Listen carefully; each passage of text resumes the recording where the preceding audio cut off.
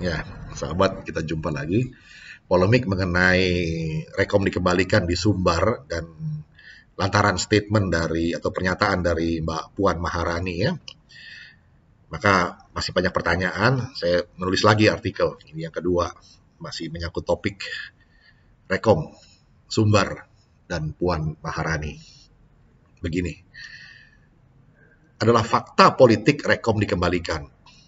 Puan minta maaf atau tidak, bukan soal buat Sumbar. Ini masih lanjutan kasus Puan Maharani dengan masyarakat Sumbar. Banyak yang bilang bahwa Puan mesti atau sebaiknya minta maaf saja. Namun tak kurang ramai yang bilang bahwa Puan tidak salah dan tidak perlu minta maaf atas pernyataannya yang mempertanyakan kepancasilaan masyarakat Sumbar. Mau atau perlu minta maaf atau tidak mau atau tidak perlu minta maaf, secara sosial politik nampaknya bukan soal bagi masyarakat Sumbar. Tapi mungkin saja bisa jadi soal buat PDIP sendiri nantinya. Paling tidak masyarakat Sumbar yang sementara ini sudah mulai simpati dengan PDIP, bisa jadi berpikir ulang. Padahal kabarnya pendukung PDIP di Sumbar akhir-akhir ini mulai meningkat loh. Polemik masih terus berlangsung, sehingga seperti sudah diduga, para elit partai maupun koalisinya jadi kerepotan, jumpalitan berupaya menjustifikasi perkataan sang putri mahkota. Ya bisa dimengerti sih, memang begitulah kewajiban para petugas partai. Tidak jadi soal juga, silahkan saja, bebas kok. Ini negara demokrasi. Paling tidak, kita, rakyat, disuguhkan sirkus narasi dengan berbagai variasi diksi. Ya, hiburan politik yang lumayan lah. Di sini kita tidak bermaksud menyoroti soal apa motif atau apa maksud Puan Maharani mesti berkata, semoga Sumatera Barat menjadi provinsi yang memang mendukung negara Pancasila. Apakah statement itu disengaja atau tidak disengaja? Satu accident. Ada yang bilang statement itu adalah sebentuk doa dari Puan. Tapi di lain pihak, ada yang bilang ini adalah sindiran bagi masyarakat Sumbar yang katanya dicurigai tidak atau kurang Pancasilais lantaran PDIP kalah di Sumbar. Tidak, kita tidak masuk dalam wacana itu. Kita juga tidak bermaksud loh meragukan kecerdasan sejarah maupun motif kekesalannya lantaran kekalahan PDIP yang juga menyejarah di Sumbar. Di sini kita tidak pula bermaksud menyoroti bukti-bukti historis bahwa betapa Pancasilaisnya masyarakat Sumbar. Hal itu sudah panjang lebar dijabarkan banyak pihak, lengkap dengan cerita kontribusi tokoh-tokohnya, ada Hatta, Syahrir, Haji Agus Salim, Tan Malaka, dan lain-lain. Bahkan ada yang sampai perlu menjabarkan detail genealogi Puan Maharani sendiri yang berdarah Minang. Kita juga tidak bermaksud menyoroti tuduhan betapa sudah meluasnya paham radikalisme di wilayah Sumbar.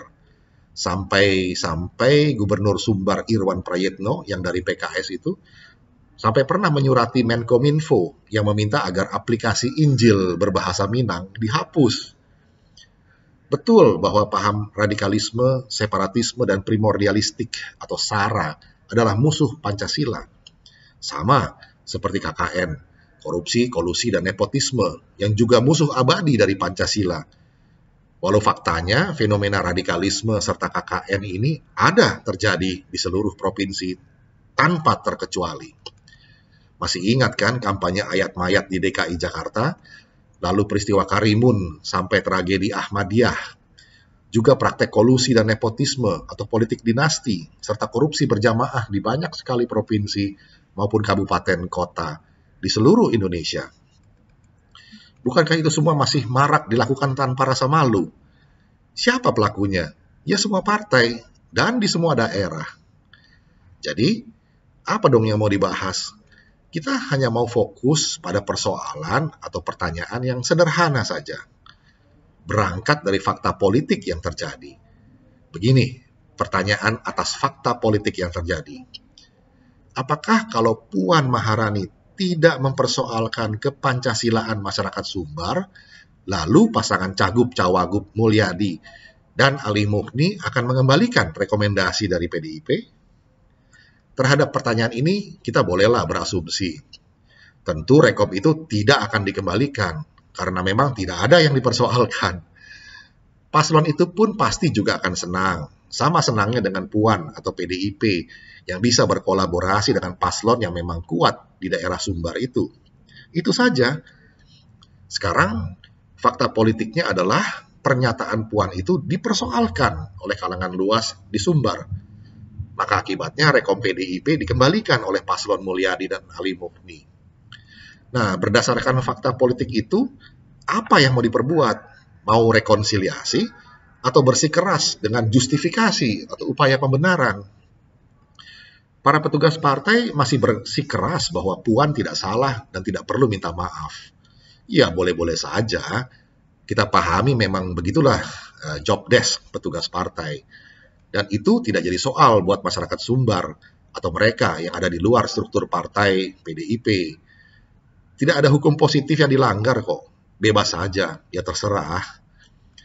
Konsekuensinya kan hanya untuk PDIP sendiri dalam konteks sosial politik di wilayah Sumatera Barat nanti saat voters dibutuhkan pada pemilu, yaitu pileg, pilpres, pilkada, atau mungkin juga pilkades. Lanjutkan saja, masing-masing punya perhitungan politiknya sendiri. Sementara itu, masyarakat Sumatera Barat bersama seluruh rakyat Indonesia di semua provinsi akan terus berjuang melawan musuh sejati Pancasila, musuh kita bersama, yaitu paham radikalisme, separatisme, sektarianisme atau primordialisme sempit, dan KKN, korupsi, kolusi, dan nepotisme, atau politik dinasti yang sedang terjadi di seluruh daerah. Merdeka!